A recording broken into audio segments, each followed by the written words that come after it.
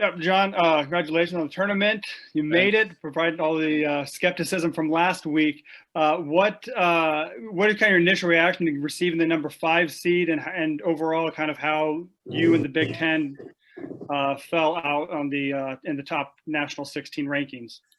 Well, I think the fact that 6 of the Big Ten teams were seeded is pretty cool, and that doesn't surprise me. I think it's well deserved. It just shows you how tough our conference is, and Illinois is probably good enough to be in the tournament. So fired up about that, and I don't worry too much about our seeds. I mean, right now, what I'm worried about is we got to play a team that's going to play one day in front of us, and we're going to go 3 weeks without having played a match. So that's my biggest concern, is how do I get our team ready to be able to play a match and play high level. So that's going to be a big challenge.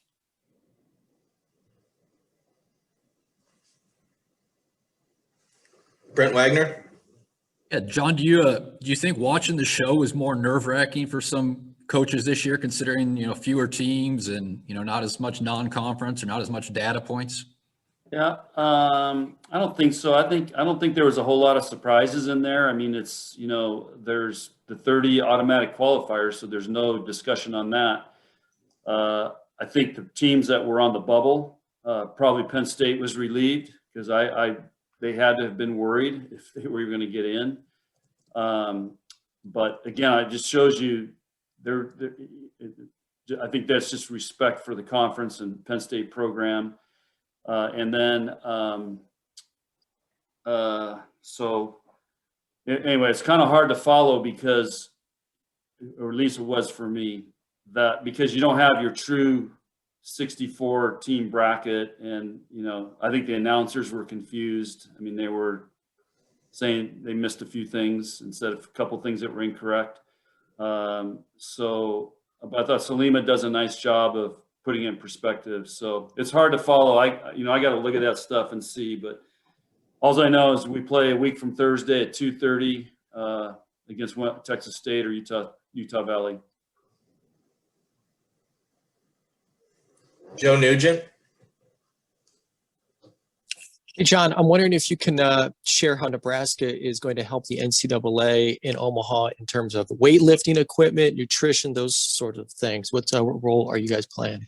Well, our strength coach, Brian Comita, was contacted by them to set up a weight room up there, which glad they're ahead of that, because, you're going to be there. I mean, we're going to be there a couple days. We get there on the 12th.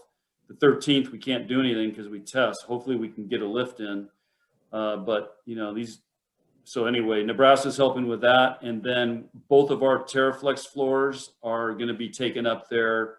I believe will be game floors up there on the, not on the main court, but on the 2 of the, 4 courts. And I also think they're taking Creighton's court and Nebraska Omaha court. So we're helping out with that, because otherwise it would be a crappy floor on cement, and hopefully they're going to put some padding underneath these floors and use the TerraFlex floors, which will be a lot easier on the athletes, because you start throwing sport court over cement, and these athletes they're going to have a lot of issues. Jacob Russo. Yeah, Coach, you said your main concern is just getting your team ready to go. Kind of just what, I guess, in the early stages right now, are you looking at as far as what the mentality is to get your team ready to go? I know it's a little bit of ways away, but you said that's your biggest concern. So what are you looking at right now? Well, we're looking at how we set up our week and leading up to going up there. We know we're going to be one day up there with doing nothing, and then we get a 90-minute practice of the second day, and then the third day we play with no practice. So that's going to be way out of what we're used to, and all the teams are used to. Typically, you practice the day you play, so anyway, I got to figure out how we're going to manage the week and lead up to that, and try to get them back up where they're playing at a high level. I mean, this week, I don't care who you are, but when you don't play, there's a letdown. You know, it's a mental and physical letdown. And so, you know, we recognize that, and we took it easy this week because, you know, but now we see the target out there and what we got, and now we kind of we can make a plan and go, and I can get them to buy into that, and that's where we got to do a good job. Matt Foster. John, the last time your team was the 5th overall seed, you took home the national title. Is that number 5 kind of becoming maybe a lucky number for this program? You know, sometimes it's good not to be 1 or 2. Puts a lot of pressure on you, and if you notice over the years, a lot of times the 4, 5, 6 seeds in there do really well, get to the finals. So I don't know what it is about that, but again, we're just happy we're in. I don't know if I'm happy we have a seed, because I almost would rather play the first day. So that's going to be a challenge. I mean, it's going to be a challenge for a lot of teams. You know, it's not like you're in a normal gym and you're going to be in that gym. I don't even know if we get to practice on the courts we play on there. I think they're going to have set up some other practice courts. So it's going to be really challenging from a mental point of view. And then the other thing is, you know, we've only played 16 matches, and we'll have gone 3 weeks without playing. And I know there's going to be other teams in that same boat. Then you look at Texas State. How the heck did they even play 38 matches? Are they in the NCAA? Because I thought we had limits on how much we could play, unless they had a bunch of tournaments that they played in. So I think those are all the challenges, and you know, we got to work on the mental and the physical part, and then have them sharp. And that's what I've been thinking about. Brent. Yeah, the men's and women's basketball tournament usually isn't going on, you know, during your tournament. Is there any excitement thinking about your tournament as you kind of watch what's going on with basketball? You know what? Yeah, it is the NCAA tournament, so it's still, to me, there's an empty, no fans, and you know, no atmosphere. That part is really missing.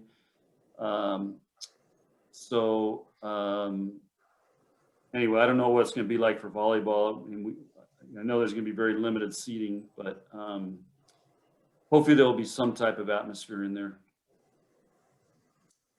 Lincoln.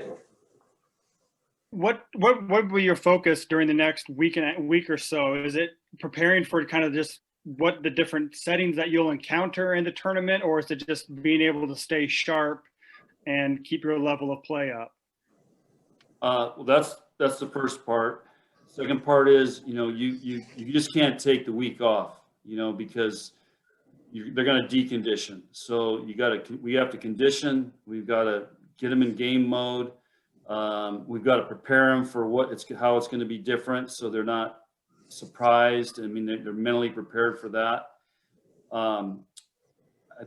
And just know that it's going to be way out of our routine and what we're used to, and then try to go in there rested. So it's a hard thing to do, to push, to rest, and, you know, to find that balance. And so, you know, that's what I call the art of coaching. There's an art to coaching. There's no textbook. There's no, you know, I can call Russ Rose or somebody else and say, how'd you guys do this? Because nobody's ever had to do this before. So this is you know, it'll be a challenging deal. And then your fans won't be allowed in there to regional finals. And I know how much the players have talked about one play in front of fans this year. How much will that be a motivating factor, or will that be used to kind of get them to get the opportunity to play in front of fans at some point in the tournament? Well, I think it's a big deal, even though it won't be 18,000. But I think the fact, when we've talked about this for a year and a half now, that there's always a great opportunity when the tournament's in Omaha for us. And you know, if we can get to where they allow fans in, I don't know what round it is or when they do it, but you know, it certainly could be a really big boost for us, because we were excited to play Penn State in front of fans. I mean, that was like a huge deal for our players. Like, we're finally going to get to have people in there. So at least it would drown out me, you know, saying stuff to them. So that's the biggest part of it. Lee Feinswag.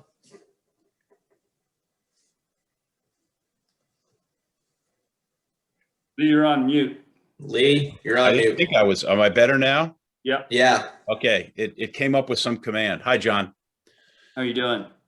I'm tired. When you watched the show unfold and you saw the bracket being put up there and as it was going on, what jumped out at you specifically that you said, well, this is really good, or this is really bad, or things that made you go, I don't get it? There's nothing that really shocked me. It's kind of either what I was expecting but here's the thing, Lee. I don't really know a lot about any other teams or any other conferences because we haven't played them. We haven't followed them. We've just been, focused on the Big Ten. So I know what the Big Ten is. I don't, like I said, I don't know. Again, it's got to be really, really hard to figure out where everybody goes in this, but I think they got the top 16 seeds pretty good. So that's kind of what I was looking at. And then from there, I don't know how they fit it in, but again, I don't know anything about the teams we're in our bracket. I just know, more about Texas and Baylor. But some of these other teams just don't know a lot about. So to me, it's, fit them in there somewhere and let's go play. Well, I've watched Texas State play this year. They're good, but they're not as good as Nebraska. You haven't seen us on our bad days. Thank you. We got time for a couple more. Jacob Padilla. Yeah, you mentioned last time that you missed out on chance to really learn about your team with some of the matches you guys lost out on. With only 16 matches under your belt, and obviously you had the injury late in the year that kind of shook up your rotation, how much do you know about your team? Like, what's the feeling going into this postseason that's so much different than any other year? Well, we've been somewhat battle tested, but it's just been the whole year's been so start-stop. It's hard to get momentum. It's hard to, sometimes in a season you get going, you win a few big matches, and then, you just got this momentum. This has been like, we finally started getting that toward the end here. We were playing some good volleyball and then then boom, you shut down for 3 weeks. So like I told you, there's a natural letdown there, and there's nothing we can do about it. It's just, I mean, my coaches are playing golf every day. I mean, we just, what do you do? I mean, you can't watch any, what do you go watch more video or something? So we got to ramp it back up, and that's to me the challenge. So I felt like we were getting to a really good spot where we were understanding how hard we had to play and the level we had to play at and the sense of urgency. And then that, it got shut down against Wisconsin, and then it got shut down against Penn State. But those are the matches that bring out the best in you. And we needed those, but we had a couple other, really good battles with Minnesota and Ohio State and Illinois. So, but seems like it's been a long time ago. Okay, we'll do two more. One from Matt Foster and one from Brent Wagner. Matt? John, heading into this bubble, obviously something none of you ever experienced. Are you worried at all about that kind of messing with your team's routine and just things they're used to going into a match? Absolutely. I'm really, really concerned about it. We're spending a lot of time talking about, now that we know, we'll be able to, we have a plan for this week, but now we'll be able to go into next week and refine this week, and then just start talking to them about, like, they're already worried about tickets right now, because they get 2 tickets. So, here we go. I mean, it's just going to be so different than what they're used to. And so we've got to really do a great job of getting them to understand this is not our typical NCAA tournament. It's not typical Big Ten matches. This is something completely different. And, we've got to find a way to make it fun and adventurous. And, and we do that when we go overseas on those trips. We talk to them about it's going to be way out of what we're normally used to. So we'll probably reflect back on some of that. But again, it's a mental preparation that we just can't take that for granted. Yeah, with the format this year with the Big Ten, where you played back to back, what are your overall thoughts about that format this season, how it went, and what you thought of it? Yeah, in some ways, Brent, I like it. I like it for, you got to be really good both nights. And there's definitely a mental, psychological things that happen, whether you win the first night and lose the first night. You saw all the split weekends. I mean, you know, just like last night, you know, Northwestern and, you know, Maryland both went 5 games and they both split. You know, one won the other. You just saw a lot of that going on. So I like it from that regard. I like it that when you're on the road, you don't have to play a match, travel somewhere, get in late, you know, and you know, figure out new gym, new team the next day. What I don't like about it is, and what some coaches are worried about, is if we do that full time in the Big Ten, it could potentially send a message, you know, for the Big Ten and for schools to you know, maybe not make the biggest commitment to volleyball. You know, it's kind of a less expensive way to run the conference, and you're not going to play everybody. And now we play everybody in a normal season. We play everybody, plus you play almost everybody again. And I think we're going to lose some of the great matchups. So let's say we would play a Penn State, you know, first weekend, and then we play them again week 8, as opposed to you play them twice and then it's gone, you know, that whole time. So I think it takes away some of the potential great matchups as a season's building. It'll take away that. And you won't play everybody as much is what I'm trying to say is, you know, it's going to limit on who everybody plays. Does that make sense? It'll limit even more than what we had this year. We had 11 weeks this year. We'd only have 10 weeks playing 2 teams. Do you think that will be a part of the league going forward, at least for those double plays? I think there's going to be a lot of discussion about it. Be curious, you know, where it goes, but you know, it's what hockey does, and baseball does that as well, and softball. For volleyball, though, I just don't know if it's the right answer. I told you what I like, but there's some negatives to it, and it could hurt the sport, hurt our development, hurt TV ratings. Because like I said, you're gonna miss some great matchups, beginning and the end, you know, and potentially some great stories that could be happening as the season unfolds. And so I think for also, you know, you look at Illinois. Okay, Illinois is an NCAA tournament team, and they just beat Purdue yesterday, for example. They went 5 with a lot of teams. So, but they started off playing really tough. So, you know, they get 6 losses, 8 losses right in the first beginning. And then, you know, it's like they're in a hole for the rest of the time. So I think it could really ding you that way too. Did you like the kind of the chess match, the making the adjustments from one night to the second night? Do you like that part of it? Love that part of it. Why? Because that's fun to coach, you know. It is like a chess match, you know. And what adjustments can we make? What are they going to make? You know, you're just trying to. It is kind of a chess game. So yeah, that is actually a fun part of it. But we're doing that. If we played 2 different teams on a weekend, we'd be doing the same thing, you know, because sometimes teams the first night, depending on how it goes, they might switch their lineup, change things the second night. So that's still there too, but it is more, I think it's more dramatic in a way when you play the same team back to back, because then you got the psychological part of it too.